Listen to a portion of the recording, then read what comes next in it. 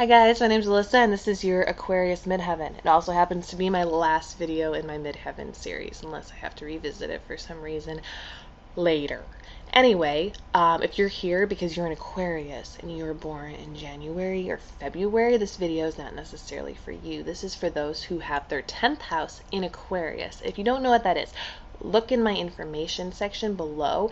It is loaded with information that you may not understand. If you don't understand, ask some questions, but it's your 10th house, the highest point of your circle chart. It's like right there. This is your midheaven. This is who you are in the world. It's your public persona, and that's what we're talking about today.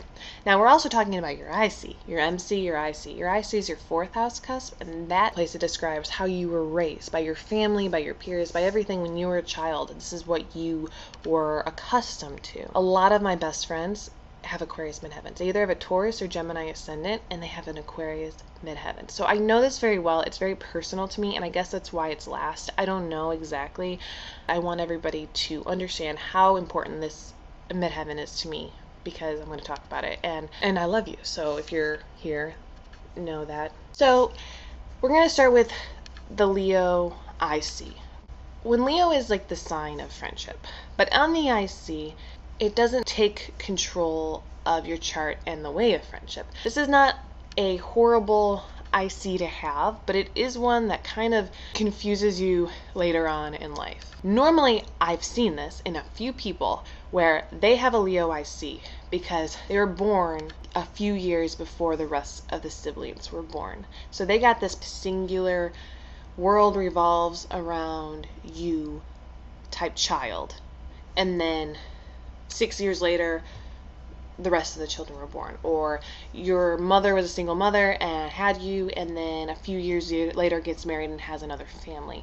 That can happen to the Leo IC. It can also be that you were just like the first grandchild, or you're the youngest, so you were like super important and the entire family just gushed on you. You never really see this and two siblings born right next to each other, because it's almost impossible to give two siblings the Leo IC. It's just not really a thing that happens, and if it does happen, I would love to know why, but it's normally very difficult to give one person the Leo IC because it takes a lot of energy from outside forces. So having a Leo IC yourself makes you very much accustomed to a lot of attention. So much so that you don't necessarily act like you need attention, though you desperately crave it. You know what it's like to have attention. You don't feel like you need to ask for it. You don't do crazy things to try to get attention, but you really feel like you deserve it. You deserve people to love you and want to be your friend and want to hang out with you and want to listen to you. Like, you have things to say and everybody should listen to them, because that's the way when you were a baby, that's what happened. You were very, very interesting to everybody around you. And when I say interesting, I'm using that word on purpose, because interesting doesn't necessarily equal nurture. It doesn't equal affection.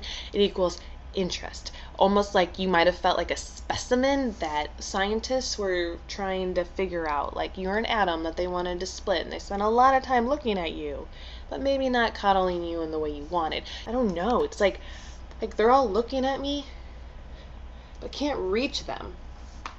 You're just trying to figure out where they are. You wanted their undying love, but maybe they didn't have time for you in that way. Maybe you were raised by a different family member. But all in all, people were so interested in you. And then it was like this feeling that you grew up kind of wondering where you fit in. Because when you're an interesting person and everyone's interested in you, all eyes on you, you don't know how to act. You're probably told the way to act, proper ways to act, but you felt like glaring lights burning into you, like, what are you gonna do? Are you gonna mess up? Are you gonna do the right thing? Let's make sure you do the fucking right thing. But we love you no matter what, but just do the right thing. And so you had that on you. You had a lot of responsibility to take on these, to be special, to be somebody worth anything. And you might have felt like if you weren't acting like that, that you would fail, so you would not fail. You're like, they rely on me, but I don't know what I'm supposed to give because they're not really telling me, and I'm trying to fit in, and I can't really, and everyone wants to be my friend, and I feel like they need me. And what happens then? Around 6 years old, because of that, you try to find your place in the world. And it's your public persona. It's like your internet persona, like how you are on social media. It's also your career persona and a little bit of your purpose, because it's that 10th house. It's like how you act in the world. It's where you're like, hey, dude, this is where I belong in the world. This is who I am. Look at me. I'm like really cool and exciting, and I'm very special. Aquarius is ruled by Uranus and Saturn. If Aquarius was ruled just by Uranus, it would be fucking crazy, because Uranus is the craziest planet. Saturn takes Uranus down to Earth and makes you restricted, but a little bit crazy. Restricted, but rebellious, and different, and uniquely you. Not like you're gonna make something your bitch like an Aries. You're also the humanitarian, because you see the hurt, but you're rebellious enough to fix it. Capricorn sees the hurt and is afraid to act. Aquarius is never afraid to act, and that's why they're the water bearer. They bring the water to the people who need it, and they are able to discuss the things that people need. Why do you know, as an Aquarius midheaven, why do you know what people need? And it's because as a Leo, I see you were told what people needed all the time, as a friend, to the family, to everybody. As they were watching you, you observed them and you saw what they needed and what they needed from you. And so you were like, you know what, I'm gonna fucking save the world. That's me. I'm gonna do it.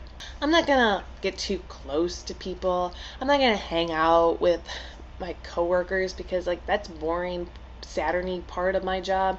But I will have a job. I will have a very important, unique job that I'm really good at. And I will have my few close friends that really know me and love me. But when they stop loving me a little bit, I might be able to ditch them, because you know what? I got other things to do besides worry about whether or not this person likes me, so good riddance to them. I have other things in the world to do. I have hurts to fix. I have pills to give. I have starving people in Africa to bring food to. And if you don't want to do that, there's something in you that feels like you need to be a humanitarian. Now, the Libra midheaven really wants to be a humanitarian too. The difference between the Libra midheaven and the Aquarius midheaven in this situation is that Aquarius is a very cold, Saturny sign, and it has that Uranus rebellion. It is not diplomatic like Venus. It doesn't really truly care about feelings as much as it cares about wounds. And if that makes any sense to you, you have an Aquarius midheaven. You're not really trying to understand people around you's feelings all the time, because feelings really, feelings, like they're kind of just like not something you want to be in touch with all the time. But if somebody's hurt, you want to fix it. Someone got a cut, you want to put a band-aid on it. And that is the way that you deal with things around you. You know how to have all the social graces. You were taught how to have all the social graces, but you don't treat anybody less when they don't have the social graces. In fact, you're able to talk up and you are able to talk down. Not talk down to people. You don't condescend people. You straight talk to them. So if you need to be on a different level, you will get down and dirty to that level so you can relate to somebody, and you will get up to that level so you can relate to somebody. You know no class distinction when it comes to your career and your persona. So what I've noticed about Aquarius midheavens on the internet, because it's like Capricorn with a little bit more of a rebellious bent, Capricorn midheavens are hardly ever going to post about nothing.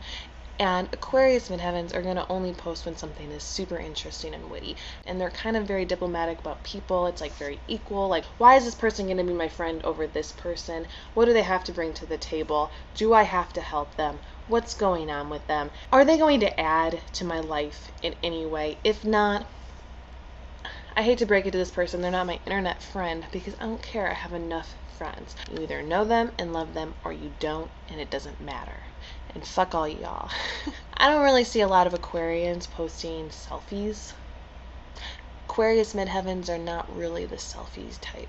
You're not one of those people who would ever humiliate themselves by crawling back to somebody. It's going to be very much black or white. Can we fix the situation on a public platform? If we can't fix the situation, I'm going to leave the situation because I don't really have time to deal with feelings. I was never really taught to handle feelings. I don't like feelings. I just want to be special and take care of my family and give my family money and help my family out if they need me. And then I want to go out and I want to be independent.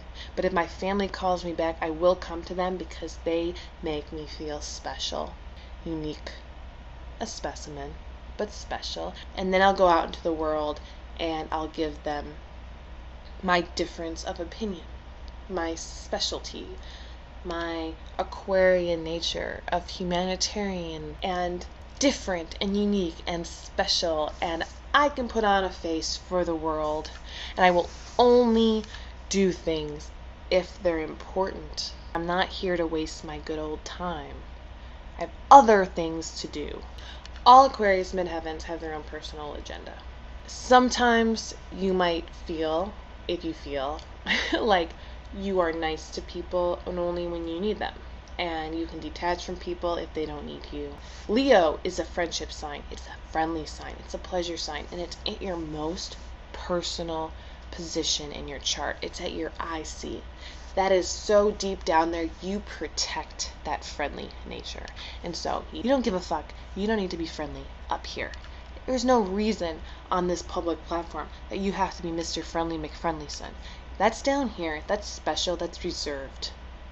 These people, they need your help, they need your insights, they need your business, they need your money, they need something from you. Everybody needs something, and you know how to deal with them on a very eye-to-eye level. And then after you're done with your dealings, you move away from them.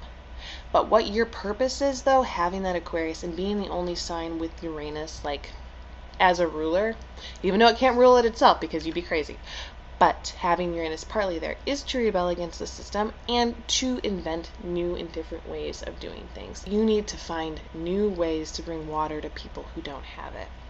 You need to invent things. You are the dawning of the age of Aquarius. You are bringing your light into the world that doesn't have it, because only you are going to think of the new things. Now, it doesn't mean nobody else can and like you got to shut them down, but you're the one who's got that desire. You know, that burning in the back of your head that you're going to do something and you're going to change the world in some way. And there's a reason that you have that. But if you don't act on it because you're worried that maybe it's going to drop you down a peg in other people's lives because you're a little bit insecure, because there's a lot of pressure put on you, you're not going to do shit, and we're going to miss out on that Aquarius midheaven. If you have an Aquarius midheaven, you need to do those things that you want to do. You need to maybe not work for somebody else. Maybe you need to work for yourself. Whatever it is, it needs to be uniquely your own thing. Following the norms of career is not for you. You can do it, you're good at it, but it's not for you. And so think about that when you're going out into the world. Think about that when you're deciding what you're supposed to do. It's not always going to be easy with you, so be special, be what you were born to be, and go out and change the world. Maybe grab some Libra midheavens while you're at it. And that's your Aquarius midheaven.